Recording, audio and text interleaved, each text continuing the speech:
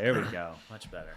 Yeah. It was like a photo. There we go. Okay. So LinkedIn, that's not really a platform I've really like explored professionally. I just use it to find jobs and stuff. But Yeah, pretty much. I'm like waiting because I haven't posted that like, you know, I founded this company, anything on LinkedIn yet. Also, I'm waiting for like, I don't know if I'm going to do it like when I launch or if I'm going to do it when I start the Indiegogo campaign. But eventually I'm like excited to like switch over on my professional like resume, like founder and CEO of company. I have that on mine too, which I think Yeah? scares a lot of people away because I am the director of training at this real estate tech company, but it also says Blue Arrow Media owner. Yeah. And it's like it feels so good to have that on there. Yeah. That you built that thing that it's there. So I'm like so excited for that to happen. And it's like I could do it right now, but I want it to be like the company to be solidly existing. I think you have other avenues for what that is. It is a professional network, so you would be meeting up with other entrepreneurs on that thing, but you already have a group of entrepreneurs that you talk about stuff with. Yeah. What's that about? Yeah. So it was because I was looking. This happened from the very get-go of when I was actually trying to figure out what I want to do with my life, right? Right? Or like, or at least because I was kind of unhappy with what I was doing, and I hated the system of like, apply for this job and get vetted, and people ask you asinine questions, and like, no, sorry, you're not related to any of the executive teams, so we're gonna go with someone else. And I was like, this system sucks. Yeah. Okay. So I was like, I had this idea. I was like an entrepreneur. Like I wanted to build this company. It wasn't Swole Bears. It was actually something completely different, which I think it can still work. It was a Taekwondo company. Right. The calendar thing. Yeah. So it was like an event system.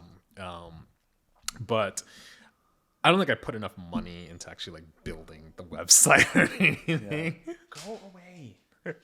That's just a needy dog in the background. Yeah, of course. We're recording a podcast here. You gotta be whining. I need to be pet right now. I need love.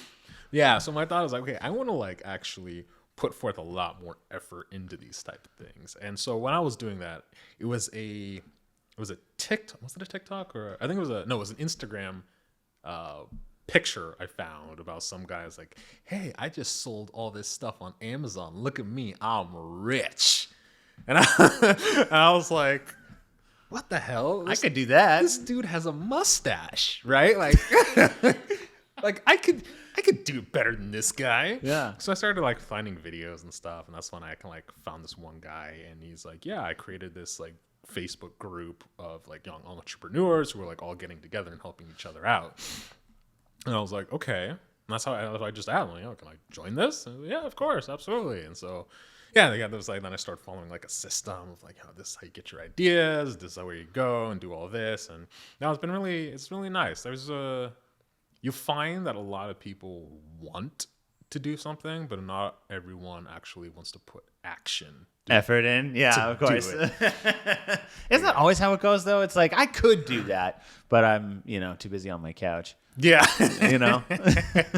Yeah. It's interesting to think about how much business has turned to social media. This is actually part of a conversation I had earlier today, which was, you would never think that selling products or being able to get brand recognition would happen on TikTok. Yeah. The same thing that people are doing the silly little dances with. It's like that's what we're using to actually push business forward. Yeah, LinkedIn is great and it has that professional network like you were talking about. Like, what would you use it for right now, which is that network, but it would be more of like getting people to understand what is that thing that you're making, what is the value of your product. Yeah. So you got to think about the early days of YouTube, right? When it was very similar to TikTok. Right? People was like, look at me do this stupid thing, right? I'm gonna do this stupid dance, or like, I'm gonna prank somebody, and it's gonna be funny. And then I'm pretty sure you brought this up. I think it was like Casey Neistat, and it was just like, no, what if I make like a story or do something that's like magnificent, right? And then YouTube's completely changed. He was one of the first where he thought, let's do, let's have a 3-act play every single day. Let's have a 3-act story where it's like beginning, middle, and end. Which that storytelling techniques, that's always been what people gravitate towards. That's why it's still around today. Yeah. But Yeah, I mean, the early days of YouTube, it's strange to think, like, the guy that we watched, Philip DeFranco, like, he started making, like, stupid misogynistic videos where it's like, ladies should be in the kitchen or whatever, with his stupid earring. And now he's like a newscaster, you know what I mean? So it's funny to think that, there are certain platforms where if you get in early, at least that way, and it's funny to think that actually happened in our lifetime, where it was like, we saw a few platforms that launched and just took off, things like YouTube, things like Instagram, where these like crazy big influencers now are because they were just the first to post, and then they got more and more followers. And I think Vine was one of those, and they eventually became YouTubers. And now TikTok, there's these people like, what's her name, with Charli D'Amelio? She has like 100 million followers. Like, I can't even think about 100. The United States has 300 million people in it. Like, that's how big her following is across the world. So these platforms that sprouted up, and all of a sudden now there's these people that are uber famous for doing silly little 6-second dances. Yeah, like, it's like kind of the evolution of platforms and where it goes, right? Because TikTok was and still is like, the stupid dance platform. But now it's like, it's evolving into like short form educational and short form, all of it's short form content, right? Everyone's adopting that now. So it's about, people are now, and I'm looking at a lot of people doing this, right? Because I'm not trying to reinvent the wheel here on how to create a business, right? But so a lot of people are using it to like show their business and how them creating the business, and it's becoming wildly popular. So that's kind of like the steps I got, like, okay, we got to show like, hey, this is me creating a business, like, follow me, right? And so it's like, someone described it as like, you're seeing this like realness of the people that you're watching, right? So it's not so much like a scripted act you're watching. It's like the actual person in like 60 seconds that they're showing them true selves to their audience. And I think that's what people like. Yeah. No, I think you're right, and I think that relatability is huge, and getting people, especially like what you're talking about here is seeing the evolution of the company, and I feel like that happens a lot with bands. You know what I mean? Like, if you buy a band CD and it's their first CD, and all of a sudden they blow up, and then they, like, that was me with Maroon 5. Like, I had their first album when I was in high school. And I was like, and then all of a sudden they put out another one, and they were just kept getting bigger and bigger. And I'm like, but I knew them when they were small. So that's the hipster mindset right there, right? That's I knew them before they were thing cool. Anybody has ever said to me. But I understand what you're saying. So why did the hipster burn his mouth drinking coffee? Because he drank it before it was cool. That's ridiculous. You know what that joke was? As the dogs would say, rough. Wow. Yeah. That was your line. I stole that from you. Yeah. So I want to talk about the company that you created, which is, this protein gummy company, where it's a new way of getting protein into your diet. But I want to talk about you for a second. So where did this idea come from? So at the time when you came up with this idea, you were working at Stanford. Right. So I was, at that point, actually, I was a consultant at Stanford. I previously was at Stanford. I was a data scientist in their immunology department.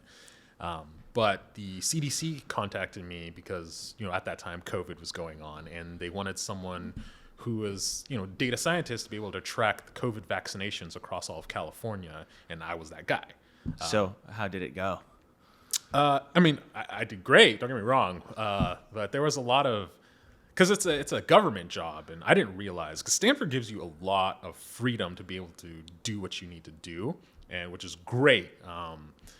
So I had all this freedom. I had all this, I don't want to say power, but like I could do so much, and that's the beauty of Stanford. When I was at the CDC, there was so many regulations and hoops I had to jump through to get like anything done.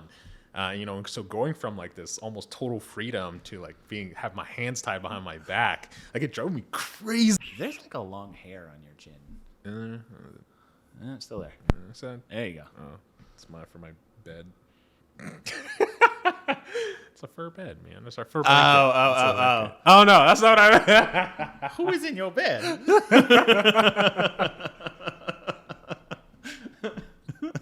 Why don't I know her name yet? Fair. Yeah. I love that you didn't mean that. You realized it from the look. Okay.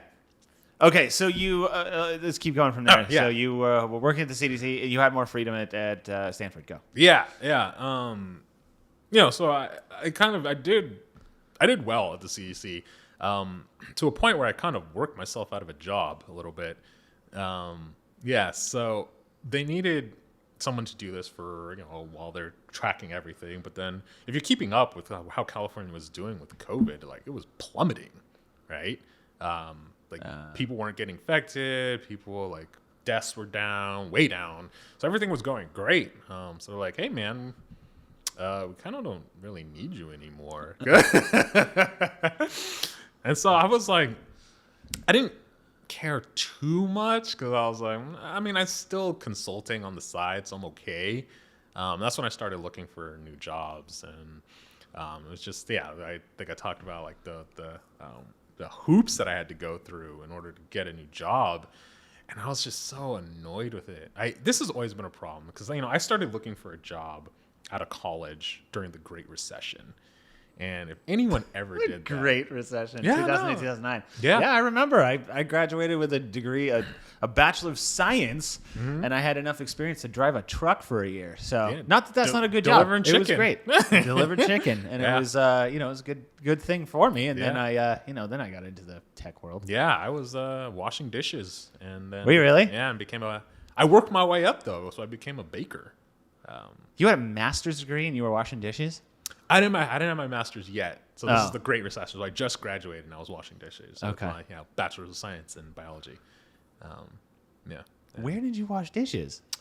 Is this tiny Japanese bakery in Sacramento called Mahoroba.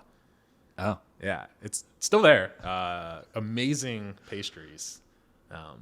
Boss didn't speak English. My Japanese was that of a toddler. So that was great. You speak enough Japanese to wash dishes at a bakery? Yeah. Okay. Yeah. One thing was I had to look up. I don't know. Google Translate, I think, wasn't super popular. It didn't exist then. So a lot of times I just had to Google if people knew phrases. Because one time he bought, because we can't speak English, he bought this cleaner that was meant for floor tiles, and he wanted us to use it on the dishes. Oh. And I was like, no. Absolutely not. Yeah, so I was like, how the hell do I say poison in Japanese? Did you find out? How do you say poison in Japanese? I don't remember, but I just remember I figured it out, and I just kept pointing to the bottle. I was like, poison, poison, poison. Oh, so desu ne. It was like, oh, is that so? So then, there was a Dollar Tree right around the corner, so I just had to go to Dollar Tree, buy some dishwashing soap. Oh, okay. Yeah. Yeah. Oh, yeah. Geez. So that was some bad advice he got. Okay. Use this, it'll be great. So you were washing dishes. Yeah. And then you started working at Stanford. And then how did you come up with the idea for Swole Bears? Right. So fast forward. Fast forward a couple of years. Master's degree, Stanford. CDC, consulting.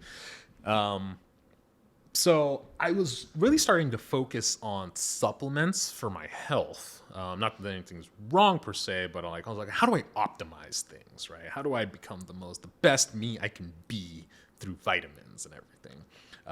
So I had this huge array of vitamins, and I was just downing this massive amount of pills in the morning. And it's a hassle, man.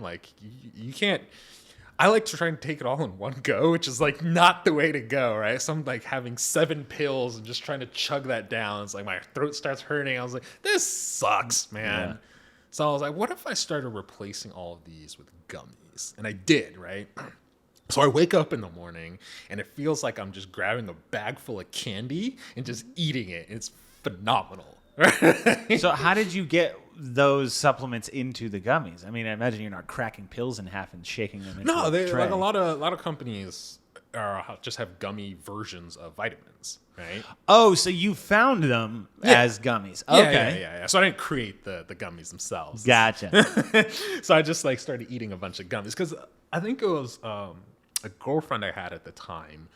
she was obsessed with these gummy vitamins. And so she's just like, you need to eat these. And I was like, oh, these are great, right? I'm going to replace my like pills with these things. And then so I started like, okay, if I can do it with this, why can't I do it with everything? Yeah. So I started doing that. So my mind was already like gummy everything, but it gummy everything. So I went to the park to work out with some friends. And when I was done, I had a protein shake in the car waiting for me. Like, you know, not one of like a pre-made one. Just I had powder and I put water in it and I shook it up, which was awful, right? Right. For anyone who has a protein shake, it goes liquid then powder, not powder then liquid. By the way, I always do powder first. And really? Then I get stuck on the bottom. Yeah, it always gets stuck on the bottom. That's exactly what happens. So I had to like, you know, stir it with my finger. I always go bottom of the spoon. You go finger. I was in a car. I didn't have a spoon fair. with me. That's right? fair. And so I was like, this is the worst experience ever. I wish that there was a protein gummy that I could just eat. And it was just this like light bulb moment. And I was like, well, okay, let's look it up. So I went to Amazon, looked up protein gummies. I found one. And it was like, oh yeah, we have 0.5 grams of protein per gummy. Yeah. And it's like 5 grams of sugar.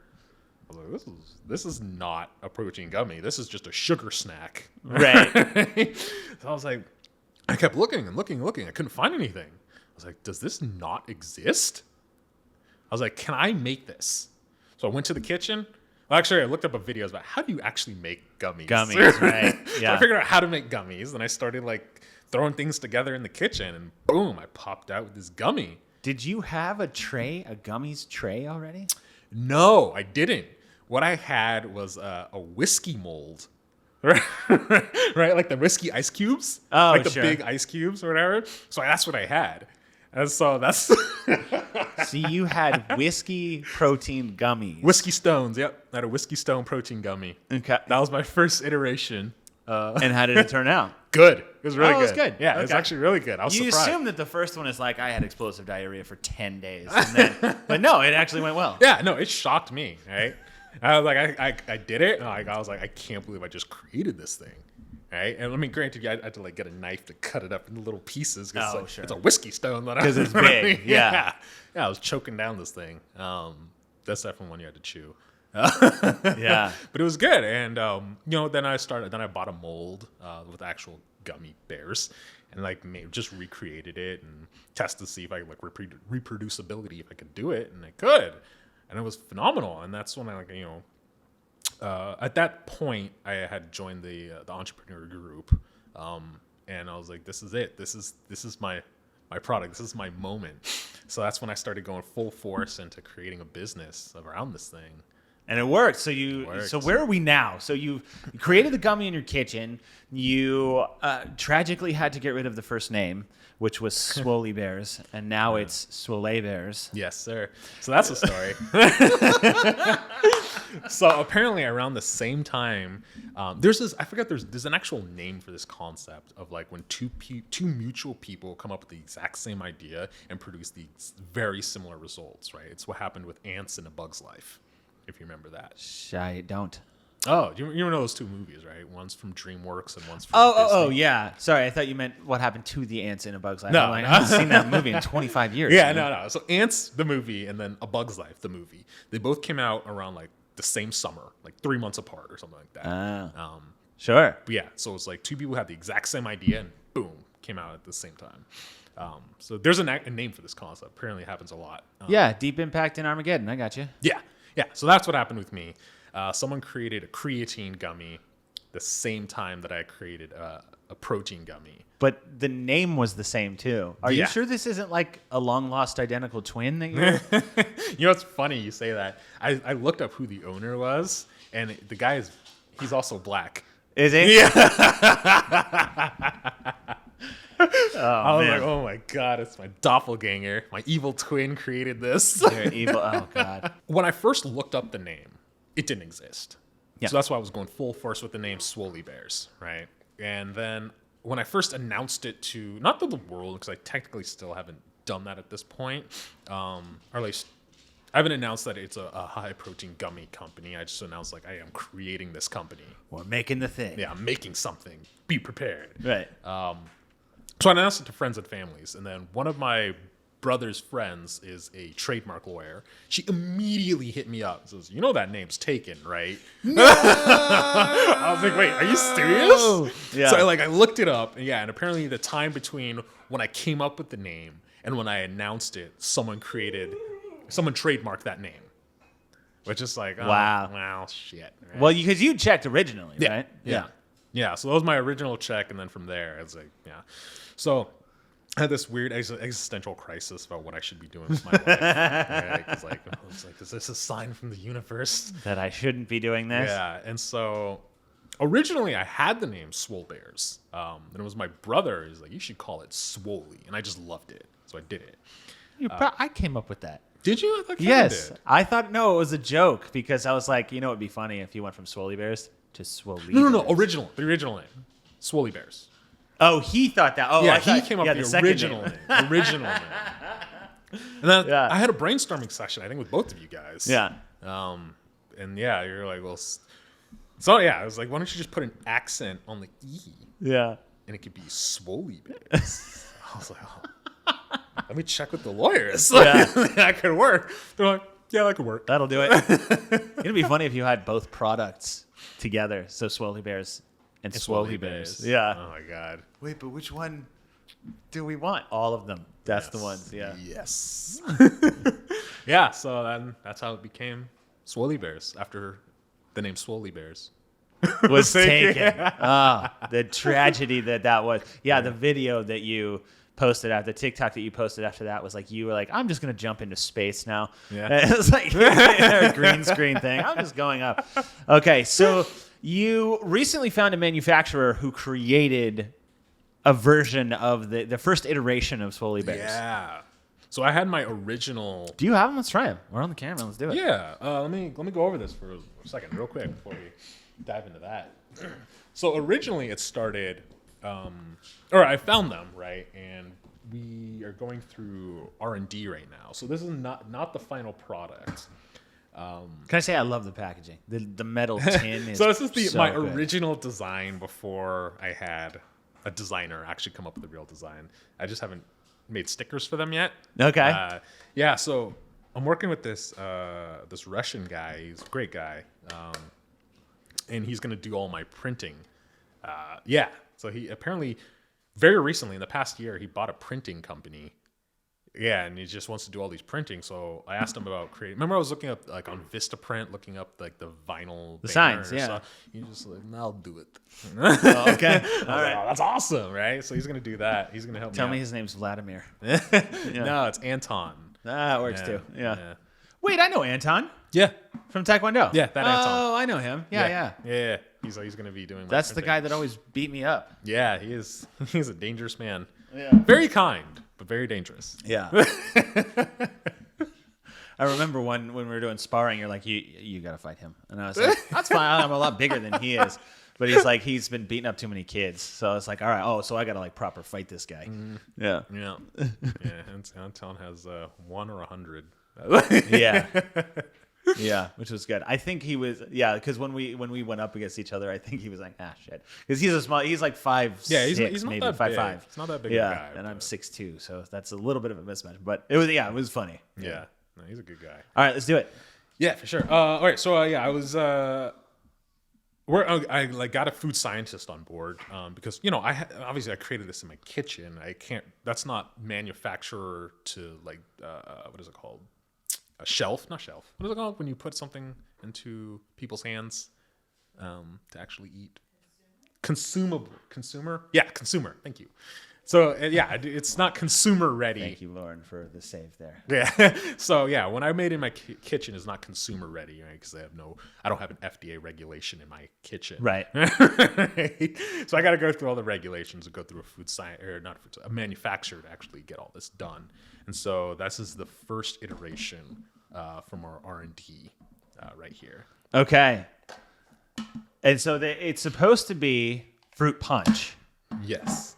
and they came yellow. Yeah. So I guess they didn't add the coloring yet, which I guess is on the next iteration. They're going to work on the coloring. This is supposed to be fruit punch. Okay. I'll let you try it first. Sure. Let's do it. Here you are, sir. Oh, let's see if I can get one out.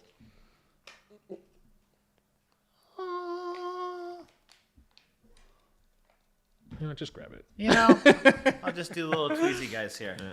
Oh, these are big. Well, you're right. No, these are about candy sized. So they're not too. Here we go. They're about this big. So yeah, this is fairly, slightly bigger than a Haribos. Yeah. Can we say other brands? I think so. I don't know. Okay, it smells kind of fruit punchy. It smells good, right? Yeah. All right, try it. Oh, very chewy. Yeah. Okay. Yeah, not entirely fruit punchy, but it is passable. But it's very tasty. I will say that. Okay. Is there how much protein is in this? That one has about 2 grams. This is only first round of R&D. So actually, this is like a proof of concept. This is definitely not the final product. So we're gonna like ramp it up from here. Okay. That was very good. I kind of expected it to be chalkier, but it actually tastes like a proper gummy. Yeah. Okay. Yeah. So I guess the first question is, if you had to rate that 1 out of 10, what'd you put it? Well, I love it. That was a 10. Oh, You yeah? know, I think, it was very tasty. It was very, and it was sweet, so it didn't, it wasn't like hard to get down. I kind of expected it. Yeah, I expected it to be a little bit chalkier, but it wasn't. It actually tasted like a gummy. So, yeah, very, very good. And I like that it has the protein content in it. And especially if you're going to ramp that up by 150%, that's great. Yeah. So, yeah, that was good. Yeah. So I'm always very hard on myself. I have high expectations of what I do.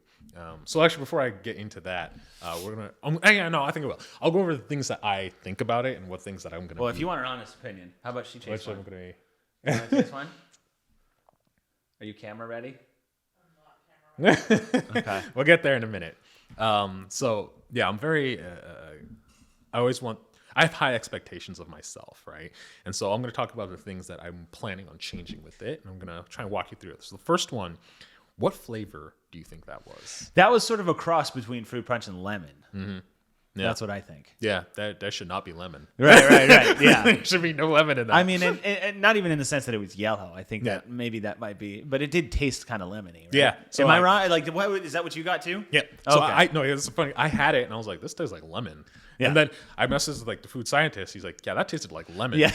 we messaged the manufacturer. She's like, no, that definitely tasted like lemon. She's like, hold on, I'll be right back. So she contacted like the lab. They're like, no, we use fruit punch. I was like, well, you got to sit in the chair and do this. Do I have to be on camera? Yes. Yes. You have to give a review. That's the one. Can I give a review off camera? No. Oh, I'm sorry, I can't. That's okay. For you today. No, that's okay. You look great. Take your glasses off. Absolutely not. There's no makeup on. All right. My hair.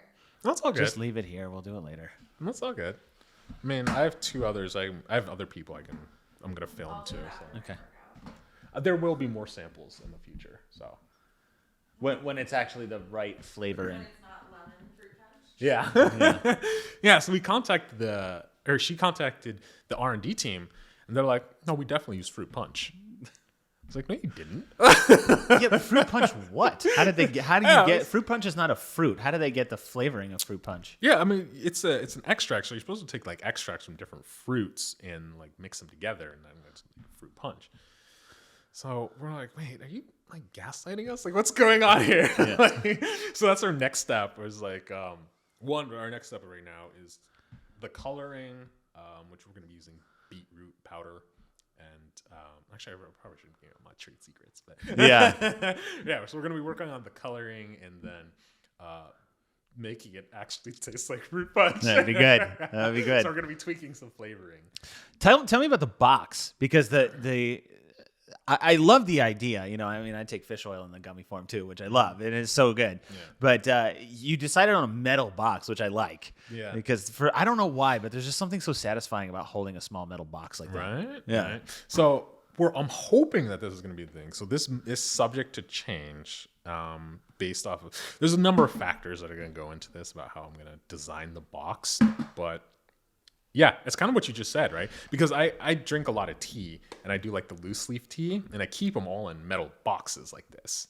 And it's just so satisfying to like just have it and pop it open, and it just feels good and sturdy. And I think that's also part of what I want to do, right? Because I'm trying to design the product not just for at home and stuff, but when you're on the go, right? Because a lot of people, when you travel with protein powder, it's not a great experience. Right. I always worry about that because I like to, you're getting the high protein diet, or if you're trying to get healthy, you always do that. But I travel a lot for work, and I'm always like, I know that the TSA is going to think this is cocaine. So I'm always like, how can I do this? How can do I have to buy protein powder there? But I'm not going to drink 30 days worth of protein on a 3-day trip somewhere. So what we're saying is that this is going to be a travel solution as well. On top of just a lifestyle thing, you're going to be able to travel through airports without having to worry about, there's powder in my bag. Yeah, there's this fitness model I follow, and he's from Sweden, I think.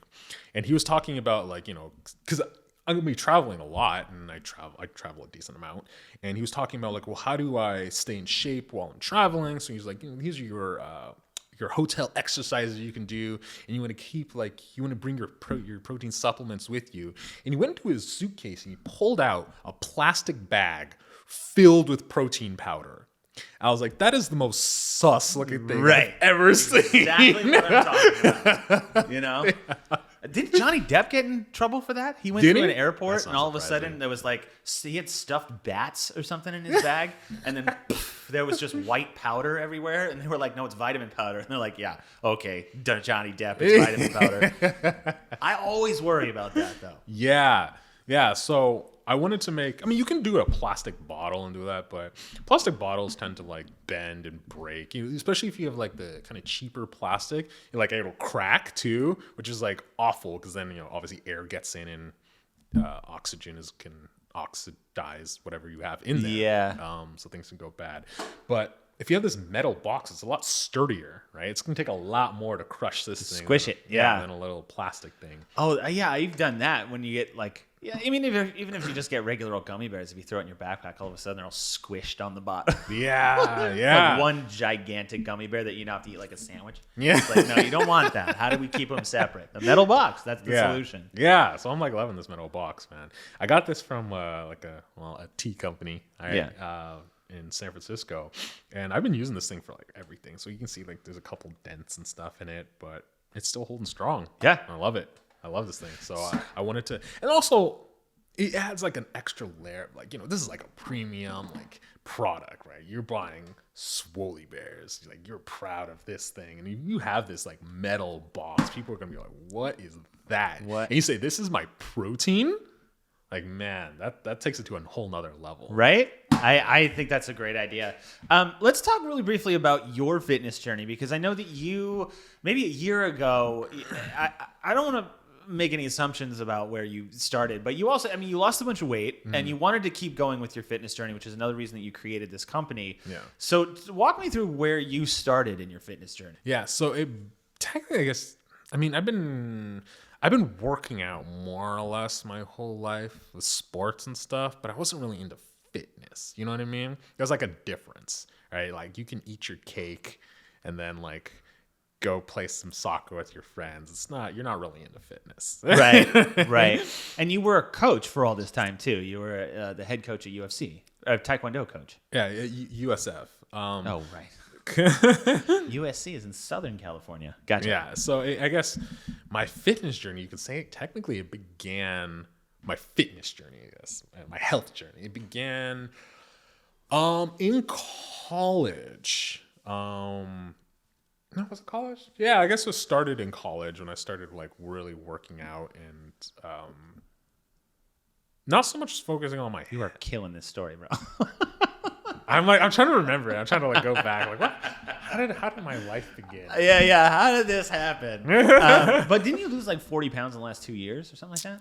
I did. So when the pandemic hit, right? You put on your what? What brought you to where you are now? Thinking in 18 months. That's what I just asked. I'm speaking. Oh, what happened in your life? Yeah. Okay. Are there things that happened in your life to trigger that? Was it a control mechanism?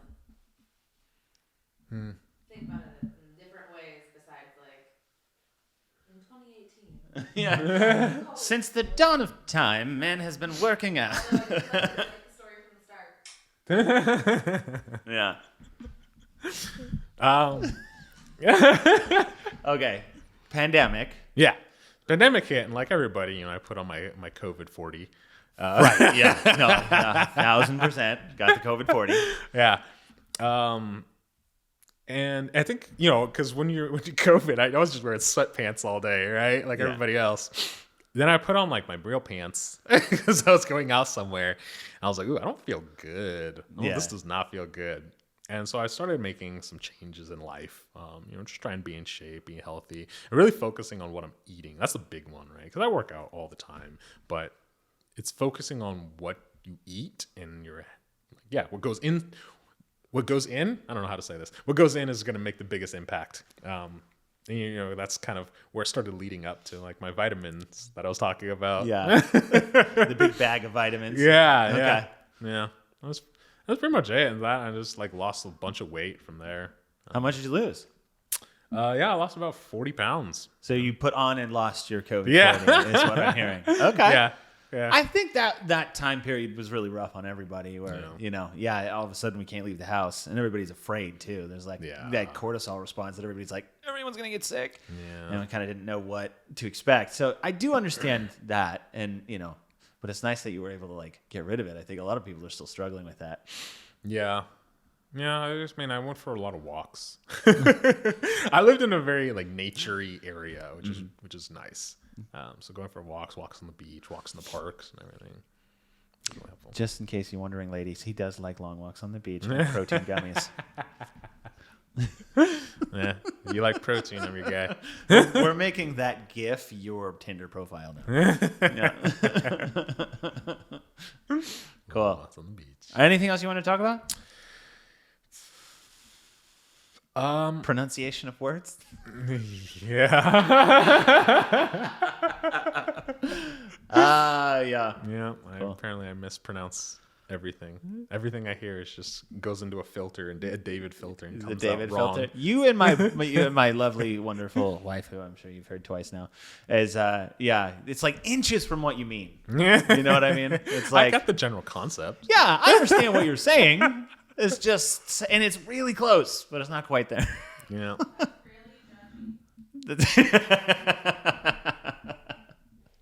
See what I'm talking about with the one-liners there? Yeah.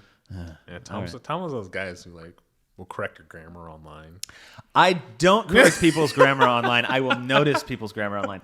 But that was a funny one because there are some things that you'll only read in life that you'll only see the written explanation and you'll try to pronounce it. Yeah. And it's like, oh, that's not even close. You know what I mean? Mm-hmm. But in this case, it was only something that you'd heard. You'd never actually seen it written out. And so you wrote it out in the app, and it was, the expression was to each his own, but you spelled it to eaches, like peaches without the P. Yeah. To eaches. Own. And I was like, wait, do you think that's the expression? Yeah, to each his own, man. Your response to that was great. No. Yeah, what is it? It's like, no, because like as soon as you wrote that, I was like, oh no. Oh, here we go. I messed up somewhere. It's like, but I don't actually know where. Yeah. So I was like, no. Have confidence in yourself. Yes, I do. Yes. What's wrong with it? No. Yeah. And then what's funny is I think your brother said it first, but he was like more than willing to let it go. Yeah. He was just like, Kevin's just like, oh, that's just a Davidism. We'll just let this one slide. And I was like, hang on, Stanford professor. Let's talk about this. To each his own. I believe it's short for to each his own opinion. But I don't quote me on that. I don't know if that's true or not. But yeah, that's my understanding of it. That's but that was a lot closer than I was. Yeah. All right. Well, thanks for being on the first episode of the Tom and David podcast. Yeah, of course. Yeah, we'll have to. I mean, my name's in it, so I'll be here a couple times. That's right. Let's see the rest of you on YouTube. All right. All right. Jolly good. Boom. Stay funky fresh, y'all. Yes. And we'll see you next time. All right.